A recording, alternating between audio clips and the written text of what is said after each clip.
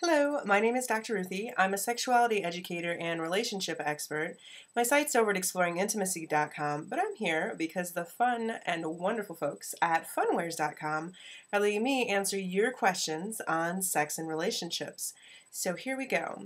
A question that came in on Twitter recently at Dr. Ruthie, DrRuthie, was, how do I give my partner better sexual feedback without hurting their feelings? Very good question, and a very important one.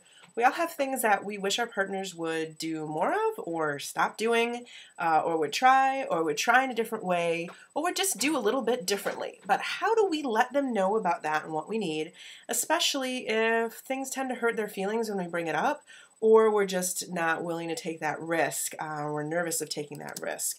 But also, it shouldn't be, a situation where we hurt each other. It should be a situation where we grow together. So how can I give that kind of feedback without, making it a problem in a way that makes us closer instead? So all excellent goals. The number one problem that I hear folks tell me about, absolute number one with giving sexual feedback, and I still give them credit for trying, but it's just the wrong time and place and way, is issuing one's complaints or dissatisfaction right after the end of sex. Either when sex didn't work out the way you wanted it to, or one person thinks it did and the other person thinks it didn't. That is not the right time. This post-coital bliss, which is sometimes not blissful for anyone involved or for everyone involved, still is a time of extreme vulnerability. And this is a time that we can use to bolster the relationship by exchanging sweet nothings, positive body language, talking about the things that went really well, just enjoying being in the moment, using the energy to get up and make yourself the best ice cream sundae ever, whatever it is that works for you in that moment. But we want to keep it neutral or positive. Now, what if the sex went really badly and everybody knows it?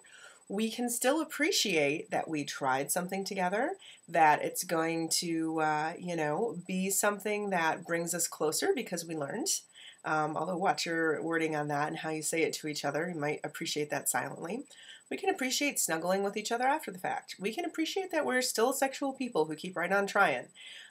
We can have a good laugh about it because bodies are funny and sex is funny, and it may have been a funny situation if you look at it right, as long as it's not going to hurt the other person.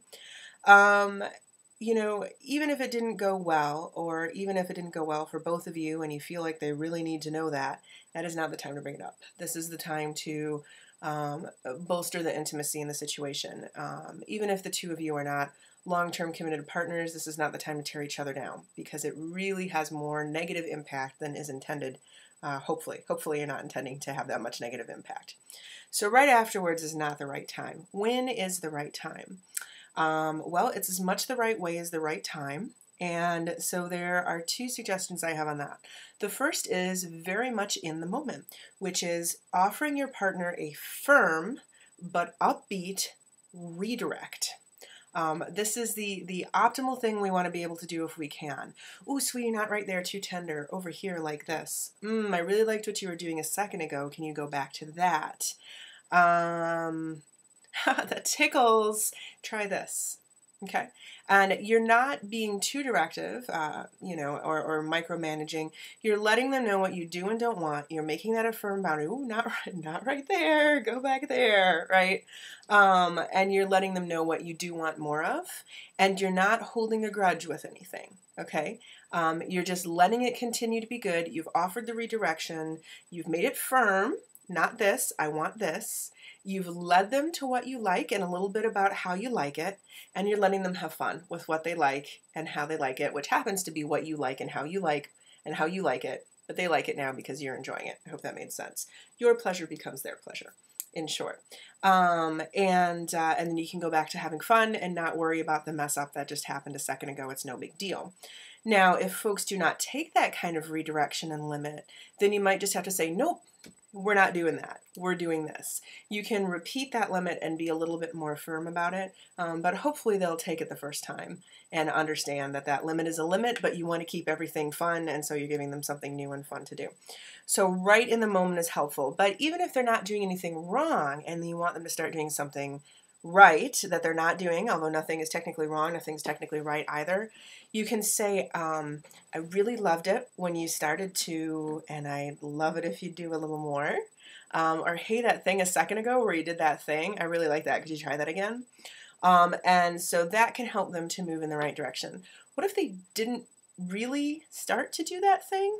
Sometimes you can just believe the best in people and pretend like you thought that they were, and that can give them that information. Or, if it's that kind of confident nature that you have and you can make this kind of suggestion because you're that far along in the relationship and your confidence, then you can just go ahead and say, what I really like is this. Would you give it a shot? It would totally rock my world.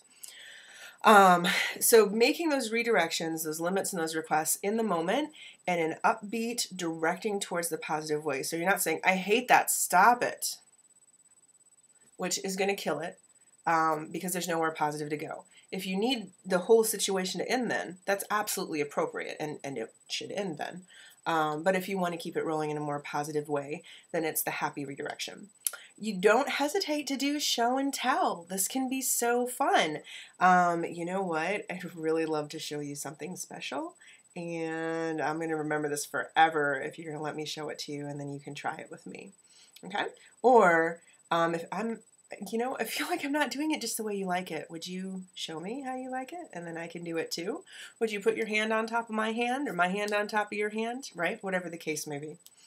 You can also guide them and ask for guidance. Let me show you what I like. And would you show me how you like it and tell me more about it? Would you tell me about the hottest kiss you've ever had? And then the next time you have a few tips for that, right? And then finally, ask for more of what went well afterwards. So afterwards, you're asking for what went well the next time. You're basking in the afterglow. You're stroking each other's egos like crazy. You're snuggling up together. And instead of saying what you didn't like, focus on the stuff you did like. I really love the way I'm never going to forget how, what my favorite part was. And then that is something for them to remember the next time.